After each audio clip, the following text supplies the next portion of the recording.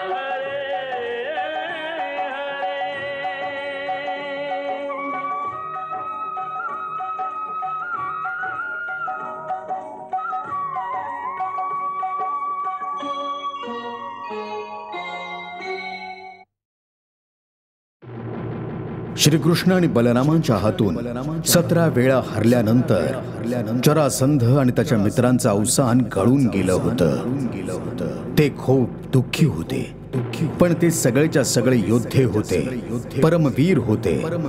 म्हणून ते हे स्वीकार करायला तयार नव्हते की हा त्यांचा शेवटचा पराजय आहे।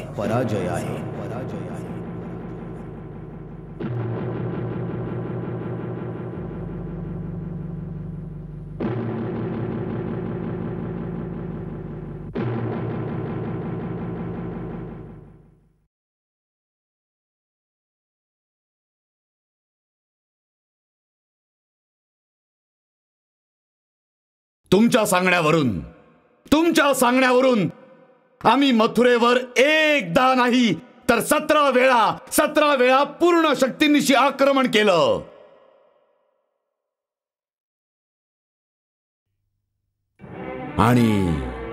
आणि दरवेळी आपल्यालाच पराभव पत्करावा लागला।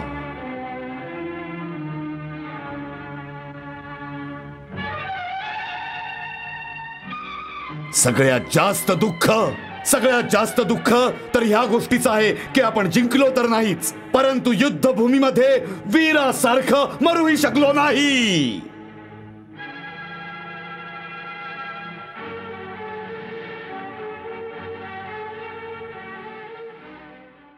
आम्ही तुमची मानसिक अवस्था समजू शकतो सम्राट, आम्ही समजू शकतो। जर तुमच्या जागी अजून कोणी असतं तर खूप आधीच त्यांचं मनोबल खच्ची झालं असतं, परंतु जरासंध असा परमवीर आणि साहसी योद्धा आहे जो 17 वेळा तर काय 100 वेळा हरूनही 101व्या वेळीही परत जिंकू शकतो।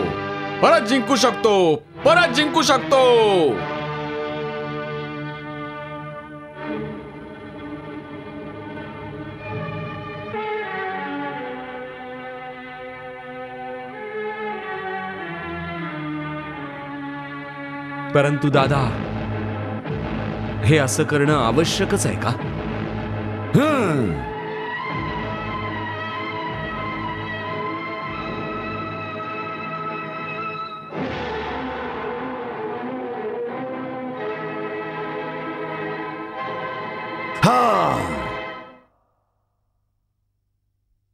आपण हा विचार का नाही करत की शेवटी युद्धात कोणाचं काहीच भलं होत नाही. जितकं भीषण आणि जितकं मोठं युद्ध होतं तितकंच मोठं नुकसान दोन्हीही बाजूंना झेलावं लागतं.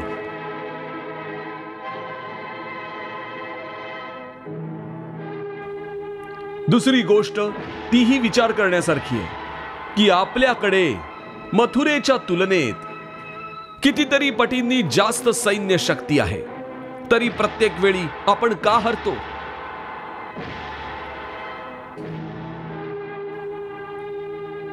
मथुरेकडे अशी कुठली शक्ती आहे जी आपल्याला हरवते?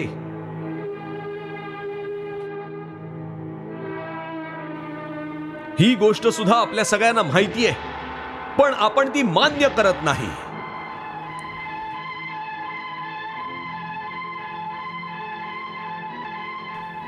क्षमा करा, पण मी सगळ्यात लहान असूनही हा प्रश्न विचारायचं धाडस करतो की आपण सगळेच मनातल्या मनात हे मान्य करतो की श्रीकृष्ण अशा अनंत आणि दिव्य शक्तींचे स्वामी आहेत जे आपल्या अनेक अक्षौहिणी सेनेला अशा प्रकारे चिरडून टाकतात जसा एखादा हत्ती मुंग्यांच्या रांगांवरून जातो.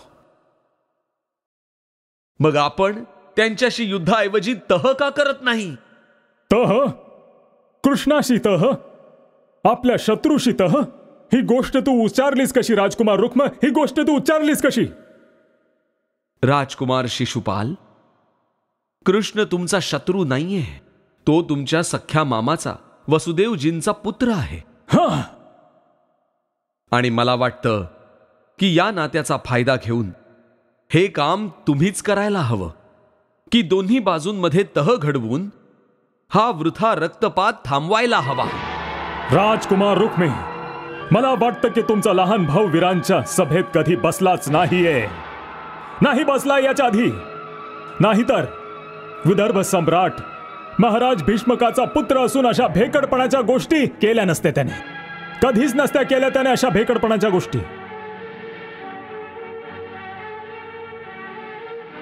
राजकुमार रुक्म, जेव्हा एक क्षत्रिय वीर युद्धभूमीत पाय ठेवतो तेव्हा तहाचा विचार करत नाही.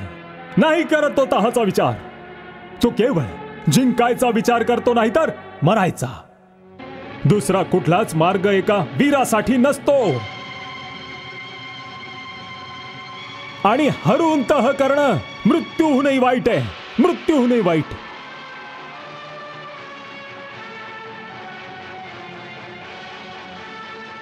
लढत लढत मरण्यातही मान आहे मित्रा, मान. परंतु तहासाठी याचना करण्यात अपमान आहे, केवळ अपमान आणि काहीच नाही. म्हणून परत कधी अशा भेकडपणाच्या गोष्टी वीरांच्या सभेत करू नकोस. नाहीतर तुझ्या पिताश्रींनाही तुला त्यांचा पुत्र म्हणायला लाज वाटेल मित्रा, लाज वाटेल त्यांना.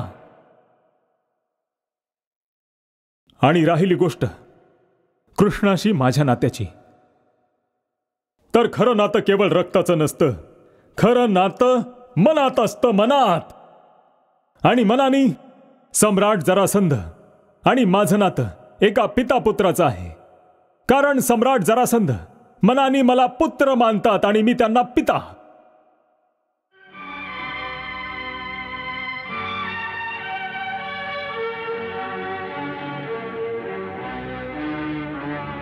म्हणून कृष्ण माझा परमशत्रू आहे. लक्षात ठेव, कृष्ण माझा परमशत्रू आहे. कृष्ण माझा परमशत्रू आहे.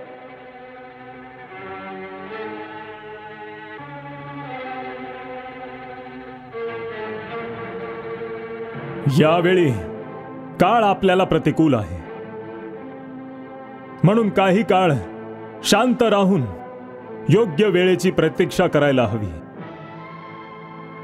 जेव्हा काळ आपल्याला अनुकूल असेल तेव्हा आपला विजय निश्चित आहे. निश्चित आहे आपला विजय.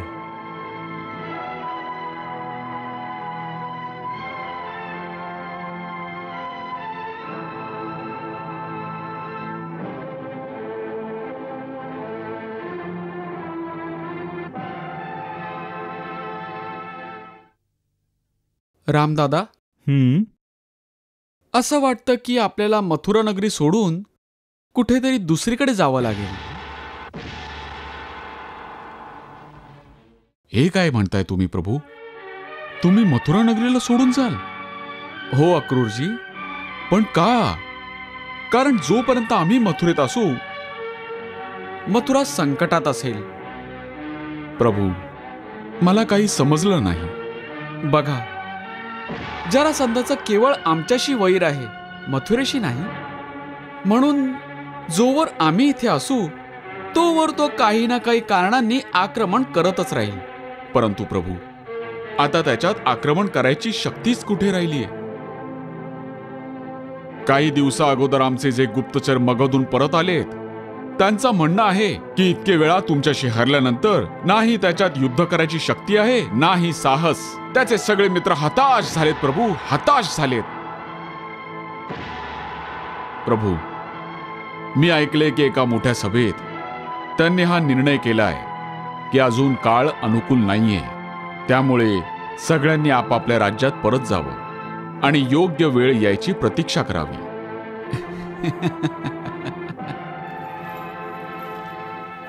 म्हणजेच त्यांनी युद्धाचा त्याग करायचा नाही ठरवलंय, केवळ परिस्थिती बदलायची गोष्ट केलीये. यानी एक गोष्ट तर स्पष्ट होते की मथुरेचं संकट केवळ टळलं आहे, अजूनही संपलं नाहीये. मी तुझ्याशी सहमत नाहीये काना. मला वाटतं की जरासंधाचे सगळे साथी इतस्ततः पसरतायत, ज्यामुळे त्यांची शक्ती संघटित होतीये, ती विखरली आहे. यानंतर तो परत कधी या बाजूला डोळे वर करून बघायचं साहस करणार नाही. हो, मग तुम्ही जरासंधाला ओळखलं नाही बलराम दादा? तो एक असा अद्भुत प्राणी आहे की ज्याचे तुम्ही तलवारीने 2 तुकडे जरी केलेत आणि त्याला मृत समजून त्या तुकड्यांना फेकून दिलं तर ते दोन्ही भाग परत एकत्र जोडले जातील आणि जरासंध परत जिवंत होऊन उभा ठाकेल.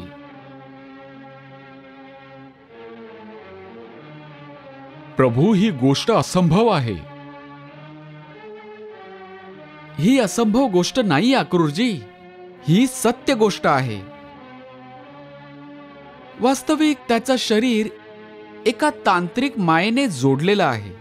शरीर जोडलेलं आहे? ही कुठली विचित्र गोष्ट सांगतोयस कान्हा? शरीर तर एक संधच असतं. हे काय खेळण्यासारखं आहे का की जे 2 भागात जोडून बनवता येईल? परंतु त्याचं शरीर तर असंच बनलं गेलंय रामदादा. खरं तर ही एक विचित्र घटना आहे. त्याचे पिता महाराज बृद्धरथ त्यांच्या 2 पत्नी होत्या. छोटीला अपत्य होतं, परंतु मोठ्या राणीला अपत्य नव्हतं. म्हणून ते दोघंही पती पत्नी अपत्य प्राप्तीसाठी साधू महात्म्यांची खूप सेवा करत असत. एकदा एक परमसिद्ध ऋषींनी त्यांच्या सेवेने प्रसन्न होऊन त्यांना एक फळ दिलं. ओम क्लीं ऐं ह्रीं श्रीं नमो भगवतीं संतान कामेश्वरी गर्भविरोधं निरासाय सम्यक शीघ्रं संतान उत्पादय स्वाहा.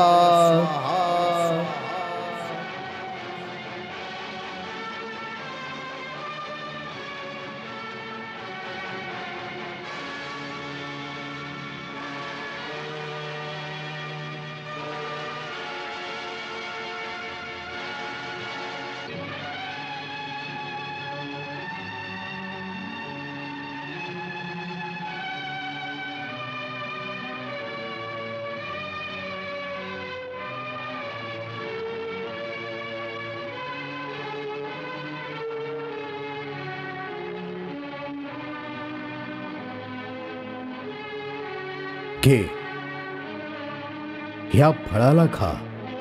प्रभूच्या कृपेने तुला एक मोठ्या पराक्रमी पुत्राची प्राप्ती होईल.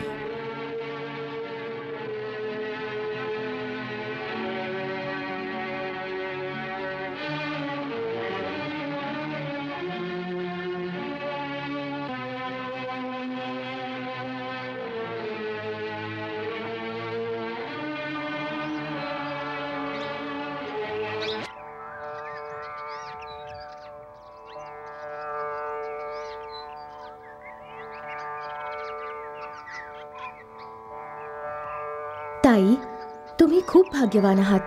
देव करो जसा महर्षींनी सांगितलाय तसाच प्रतापी पुत्र तुमच्या उदरी जन्मू दे.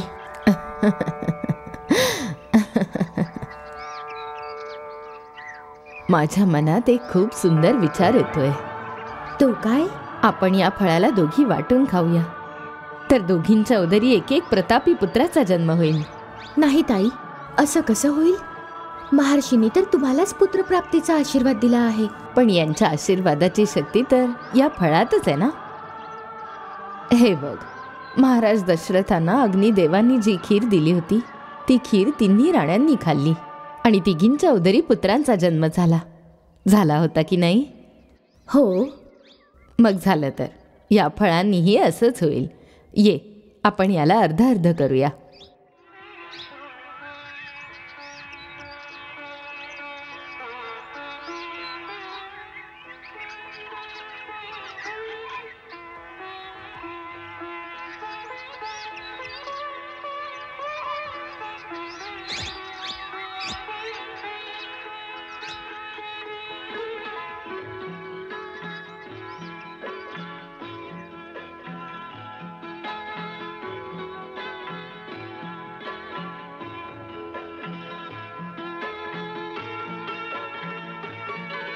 त्या अभिमंत्रित फळाच्या प्रभावाने दोन्ही राण्या गर्भवती राहिल्या.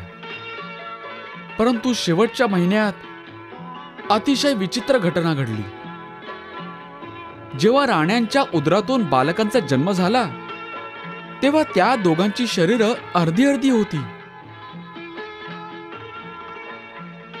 असं वाटलं की कोणी तलवारीने एका बालकाला 2 भागात कापलं असावं. जेव्हा ही दोन्ही अर्धी अर्धी शरीरं राजासमोर आणली गेली तेव्हा तो राजा खूप दुःखी झाला.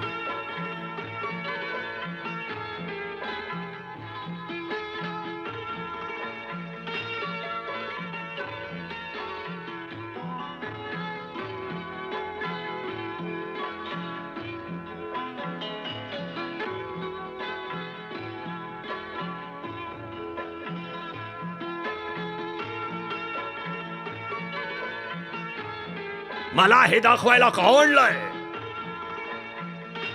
काय करू मी या 2 तुकड्यांचं? घेऊन जा आणि फेकून द्या कुठल्या तरी जंगलात. त्याने जनावरांचं तरी पोट भरेल कदाचित. महाराजांच्या आज्ञेनुसार सेवकांनी त्या दोन्ही अर्ध्या शरीरांना घेऊन जाऊन वनात फेकून दिलं.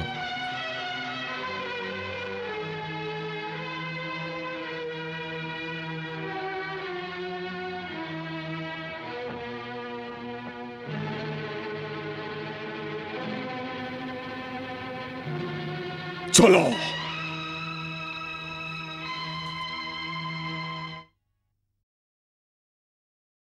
त्याच वेळी त्या जंगलातून जरा नावाची एक राक्षसीण जात होती.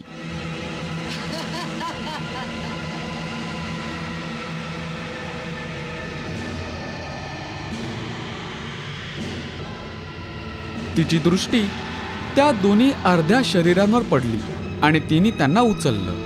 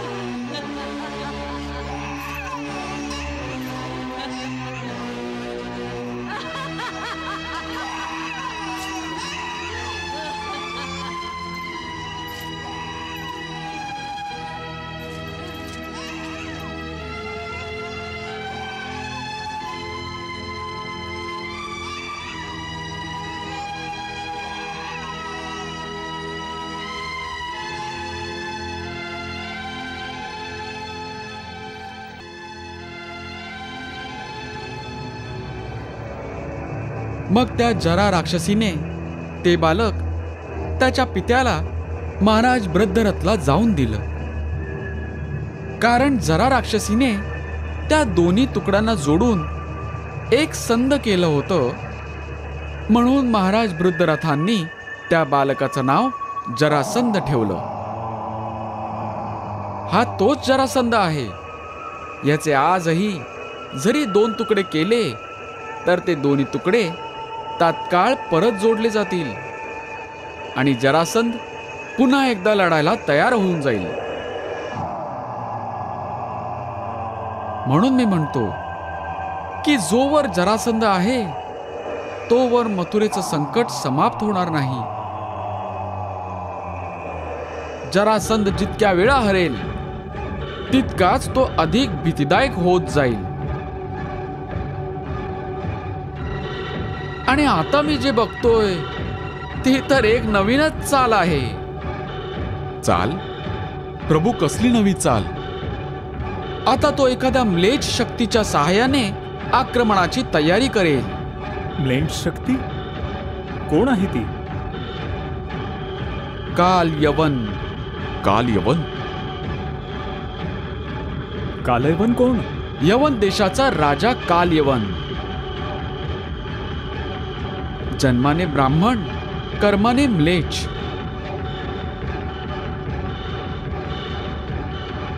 प्रभू, त्याची कथा खूप रोचक आहे आणि अद्भुतही.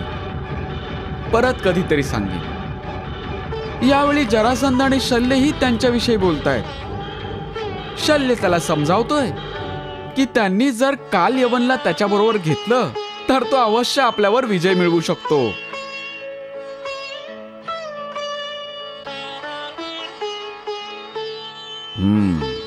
सम्राट, मला विश्वास आहे, मला पूर्ण विश्वास आहे की जर काल यवन आपली सहायता करायला तयार झाला तर मग मथुरेला जिंकणं अवघड काम नाही. महाराज शल्य, तुम्ही मला खोटी आशा दाखवू नका.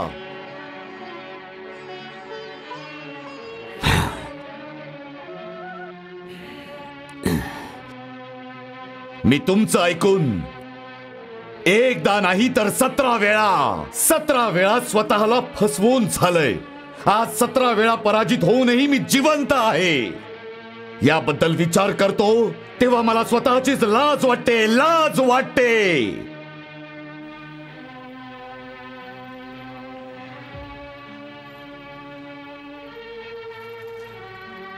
मी आता अजून एका पराभवाचे घाव नाही झेलू शकत. महाराज शल्य, नाही झेलू शकत. कृपा करून मला कुठला असा सल्ला देऊ नका ज्याचा परिणाम आणखी एका पराजयात होईल.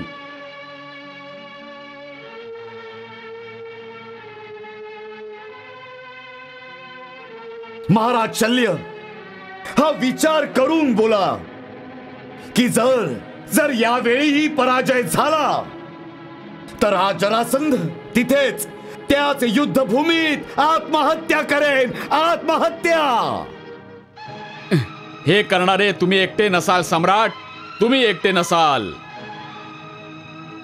जर अशी वेळ आली तर मी माझ्या आईच्या दुधाची शपथ घेऊन तुम्हाला हे वचन देतो की तुमचा हा मित्र शल्य तिथेच तुमच्या पायाशी तुमच्या सोबतच मेलेला सापडेल. महाराज शल्य? हो सम्राट, हो. तुम्ही माझ्यावर विश्वास ठेवा की प्रत्येक पराजयाची जितकी खोल जखम तुमच्या मनाला झाली त्याहून जास्त खोल जखम माझ्या मनावर पण होत राहिली.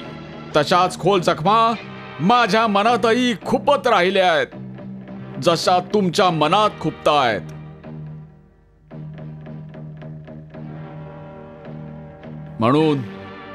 म्हणून यावेळी मी अशी योजना घेऊन आलोय ज्यात हरणं संभवच नाहीये.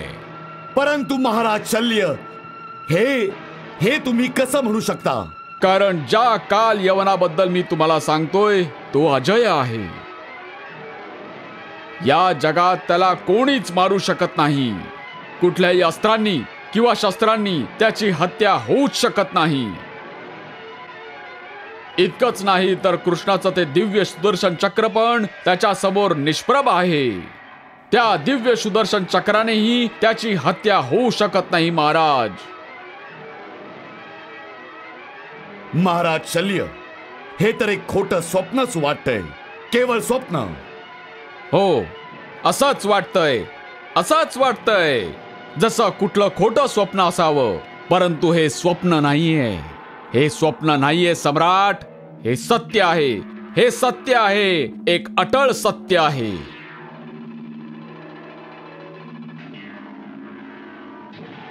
याची देखील कथा विचित्र आहे सम्राट. खूप विचित्र गोष्ट आहे. हा काल यवन वास्तवात एक म्लेच्छ नाही तर एक ऋषींचा पुत्र आहे, ज्यांनी त्याला एका म्लेच्छ देशाच्या राजाला दत्तक पुत्र म्हणून दिला होता. म्हणून हा वास्तविक ऋषीपुत्र असूनही स्वतःला यवनच म्हणवतो.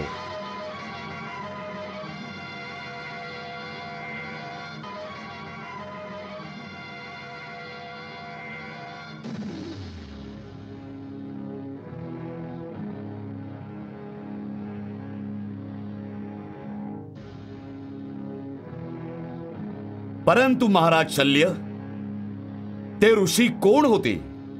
ऋषी शशिरायण. शिशिरायण कोण? त्रिगत राज्याचे कुलगुरू शशिरायण, जे महामुनी गर्गाच्या गोत्राच्या असल्यामुळे गार्गियात मुनी म्हणूनही ओळखले जातात. एक काळाची गोष्ट आहे की महामुनी शशिरायण कुठल्या तरी सिद्धिप्राप्तीसाठी एक योगिक अनुष्ठान करत होते, ज्यासाठी 12 वर्षांपर्यंत ब्रह्मचार्यांचं पालन करणं आवश्यक होतं. त्याच वेळी एका सभेमध्ये त्यांच्या मेहुण्यांनी थट्टा करत त्यांना नपुंसक असायचा टोमणा मारला. नपुंसक!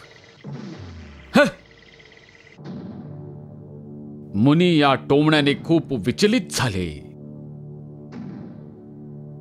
तू नपुंसक आहेस! तू नपुंसक आहेस! तू नपुंसक आहेस! तू नपुंसक आहेस! तू नपुंसक आहेस! तू नपुंसक आहेस! तू नपुंसक आहेस! तू नपुंसक आहेस! तू नपुंसक आहेस! तू नपुंसक आहेस! त्या विचलित स्थितीत आणि रागाच्या भरात ऋषींनी निश्चय केला की ते एका अशा पुत्राला जन्माला घालतील जो जगात अजय असेल. तो असा वीर शिरोमणी असेल, कोणीही योद्धा त्याला हरवूच शकत नाही. बस असा वर मिळवण्यासाठी मुनी भगवान शिवांच्या आराधनेत मग्न झाले आणि अनेक वर्षापर्यंत त्यांनी खूप कठोर तपस्या केली.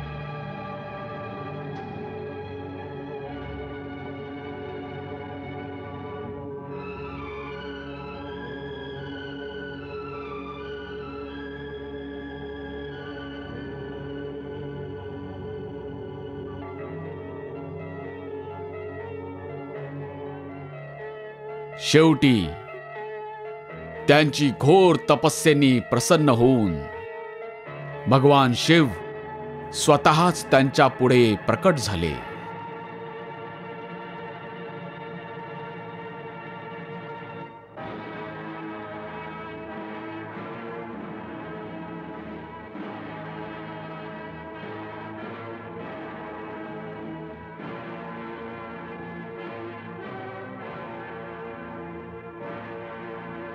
हे मुनी, आम्ही तुमच्या तपस्येने अतिप्रसन्न झालो आहोत.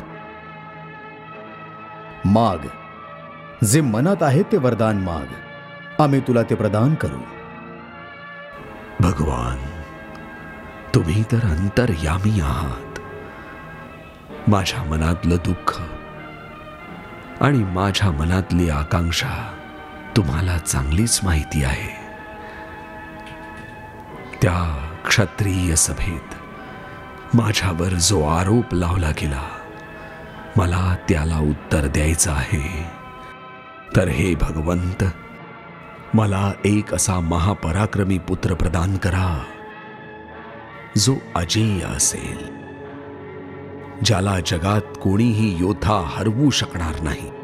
सगळी अस्त्र शस्त्र त्याच्या समोर निस्तेज होऊन जातील. ब्राह्मण पुत्र असूनही तो असा तेजस्वी आणि शूरवीर असावा की कोणी क्षत्रिय वंशी त्याचा सामना करू शकणार नाही. हीच माझी विनंती आहे. हीच माझी विनंती आहे. वत्स, आम्ही तुला हवं ते वरदान देतो की तुझ्या या वीर्यातून अशा पुत्राची उत्पत्ती होईल जो विश्वात अजय असेल. जगातला कोणीही योद्धा कुठल्याही शस्त्र किंवा अस्त्रांनी त्याची हत्या करू शकणार नाही. सूर्यवंशी असो अथवा चंद्रवंशी, कोणी क्षत्रिय वीर त्याला युद्धात हरवू शकणार नाही. हे वरदान मागण्याच्या मागे तुझ्या मनात भोग विलासाची एक इच्छा लपलेली आहे. म्हणून त्याचा पूर्ण आनंद घेण्यासाठी आमच्या वरदानाने तुला राजशी वैभव प्राप्त होईल. तुझा थाटमाट एका राजाप्रमाणे असेल. तथास्तु.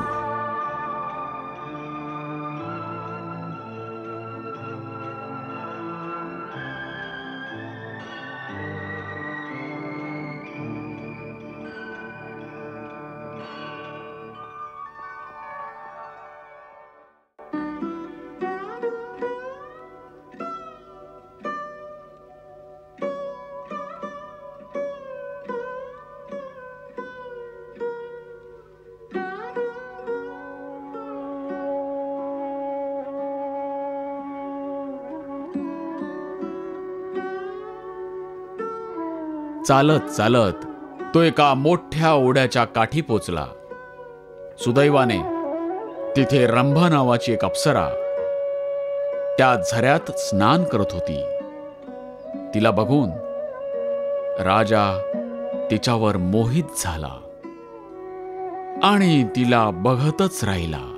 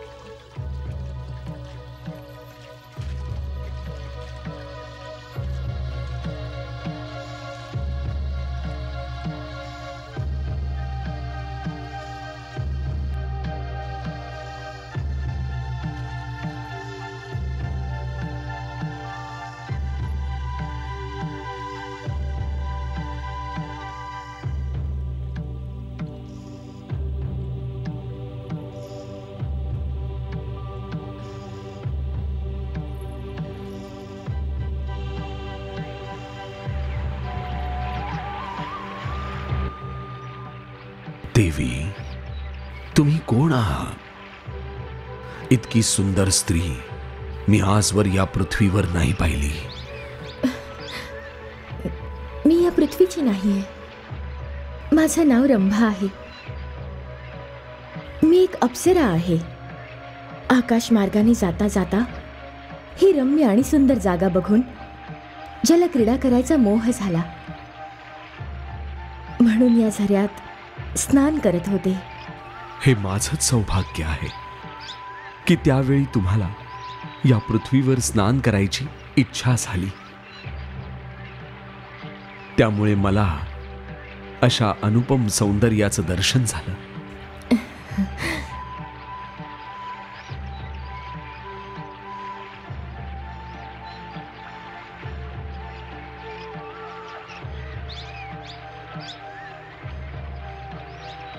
हे महामानव, तुम्ही कोण आहात? अवश्य कोणी विशेष व्यक्ती आहात, कारण पृथ्वीवरच्या पुरुषात मी अशी कांती, असं तेज आणि असं सौंदर्य कुठेच पाहिलं नाही. असू शकेल, कारण हे सगळं कांती, तेज, सौंदर्य इतकंच काय तर हे शरीर माझं वास्तविक शरीर नाहीये. हे मला भगवान शिवाच्या वरदानामुळे मिळालंय. भगवान शिवाच्या वरदानामुळे? अवश्य असंच असेल. तरीच तुमच्या चेहऱ्यावरून नजर हलवावीशी वाटत नाहीये. असं वाटतंय की भगवान शिवांनी हे वरदान तुम्हाला नाही तर मला दिलंय आणि तुम्हाला इथे पाठवलंय की मला तुमची सेवा करायचं पुण्य मिळू शकेल.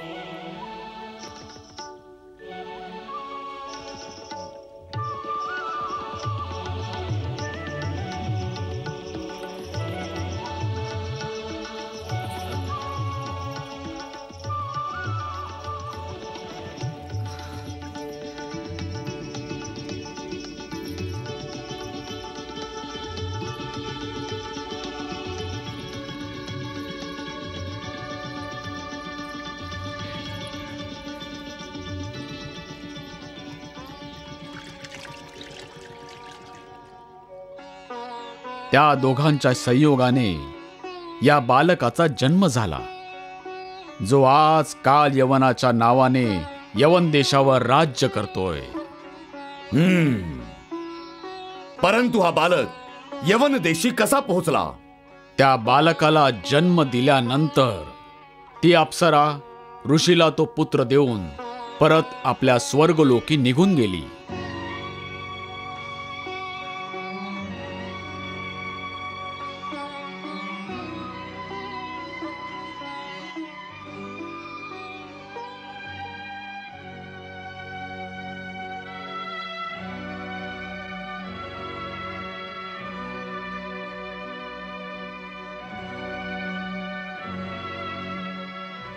नाथ,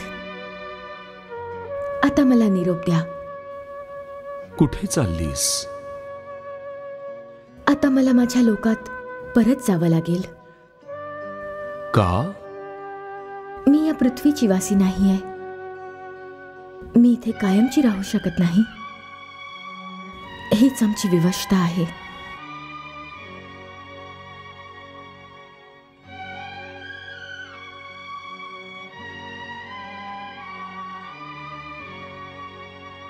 आणि मग हे बालक? हा या धरतीचा मानव आहे, म्हणून हा माझ्याबरोबर स्वर्गलोकी जाऊ शकत नाही. तुमची ठेव सांभाळा.